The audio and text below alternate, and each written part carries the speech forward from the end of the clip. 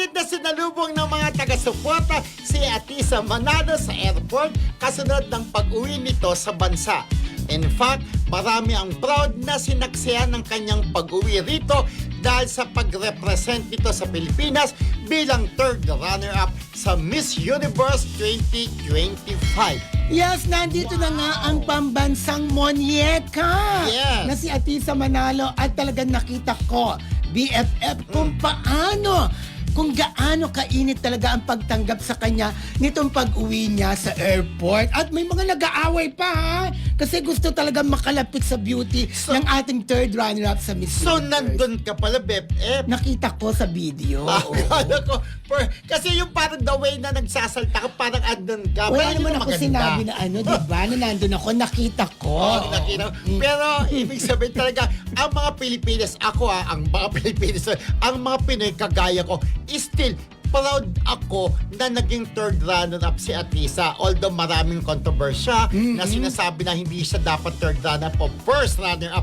Dapat ang title hindi ko ma-pronounce yung babae. Si ano? Reservoir. O, parang basta ganun. si ano. Yung maganda rin. Miss Mexico. Hindi.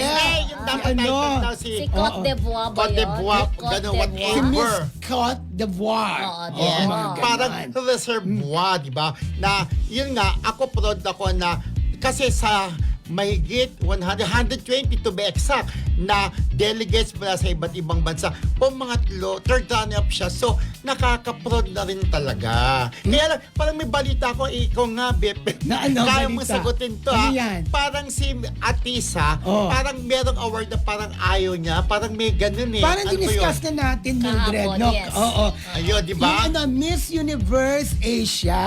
Yun. Hindi na niya tinanggap kasi siguro syempre third runner-up na rin naman siya, di ba? Sa yun na Miss yun. Universe. So, parang ibigay na lang ito sa iba, iba. na napunta ito kay Miss China. Ayun. Oo. Alam mo, nung makita ko nga yung napanood ko, ha?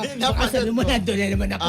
Nung napanood ko talaga, grabe talaga yung mga pagkasabik ng mga Pinoy sa kanya at nakikita ko talaga na itong si Atisa hindi lang magtatapos dyan sa pagiging beauty queen ng kanyang karera at may papupuntahan ito. Parang feeling ko sila Oh. ni Tiglaw at saka ito si Atisa, pwedeng maging artista, pwedeng maging leading lady silang dalawa. True! Di ba kadalasan naman beauty queen turned sa pagiging artista. Baka ganun din. Like Melanie Marquez ba nag-start sa beauty queen? Oo. Bago naging artista, di ba?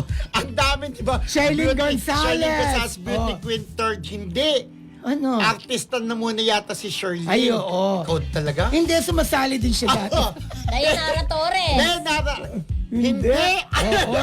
Hindi. Yung Beauty queen to Ito, artista. ang pinaka-the Ano ba? best. Beauty queen to artista. Pinaka-the best na example na beauty queen na naging Third. artista, Gloria Diaz. Ayun, Ayan. 1969. Yes. Yes. Oh. So, Kaya- at least proud na proud kami sa iyo sa pagiging third runner-up mo, di ba? Kaya abangan po natin na si Atisa na pwedeng maging artista, pwedeng maging host Oh, din, di ba? Even Tiglaw. Even Correct. Tiglaw. Silang diba? dalawa. Pwede talaga maging artista si Atisa. Oo.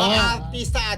Oo. At magiging rin siya, panalo sa pagiging Oo. artista. Sa pagiging host din, Kasi di ba? manalo siya.